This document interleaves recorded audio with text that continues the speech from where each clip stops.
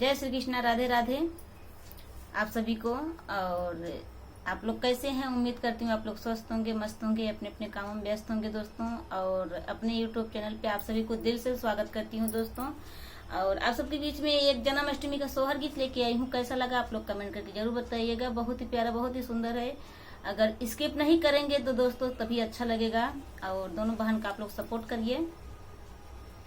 और कैसा लगा कमेंट करके जरूर बताइएगा। आप सभी को धन्यवाद। हेलो दोस्तों, नमस्ते, प्रणाम। अपने YouTube चैनल पे आप लोग का दिल से स्वागत करती हूँ दोस्तों। आप लोग के बीच में जन्माष्टमी सोहर गीत लेकर आए हैं। कैसा लगेगा कमेंट बॉक्स में जरूर बताइएगा। बहुत ही अच्छा है गीत, सुनिएगा, फुल बाज करके सुनिएगा वीडियो और ज़्यादा ज़्यादा हमारा सपोर्ट करिएगा दोस्तों। तो आइए सुनाते हैं। जय श्री कृष्ण। जय श्री कृष्ण, राधे राधे।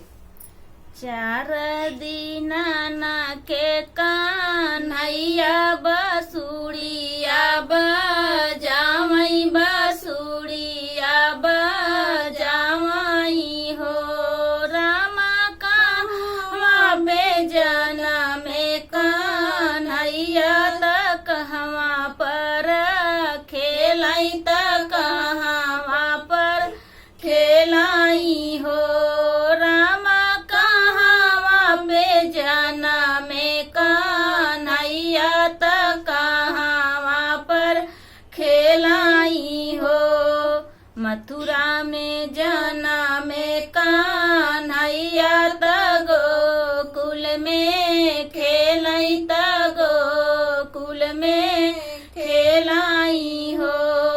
मथुरा में जना में कान्हैया त गोकुल में खेलाई, त गोकुल में खेलाई हो।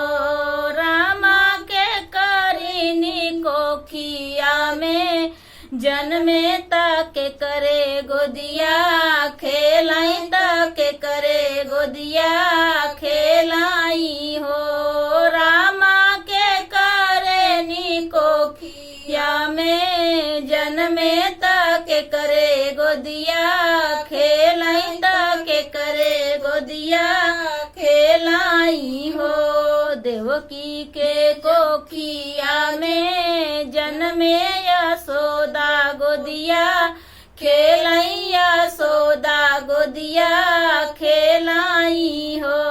रामा के थुआ कपड़ल झूलनवा के थुआ लागल डोरिया, के थुआ लागल डोरिया हो। रामा के थुआ कपड़ल झूलनवा के थुआ लागल डोरिया, के थुआ लागल डोरिया हो। चंदन के पड़ल झूलनवा रेशम का लागल डोरिया, रेशम का लागल डोरिया हो।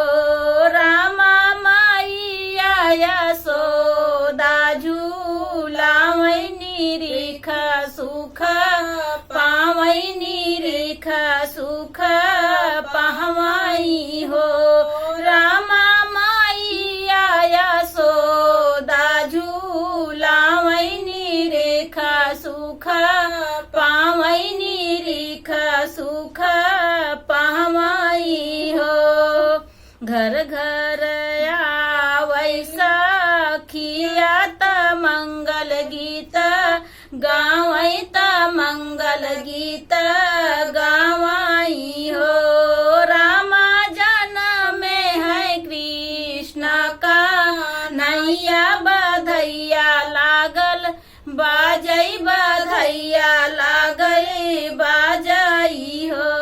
रामा जन्म में है कृष्ण का नैया बधैया लागई बाजई, बधैया लागई बाजई हो। चार दीना ना कान्हैया बसुड़िया बजावई, बसुड़िया बजावई हो।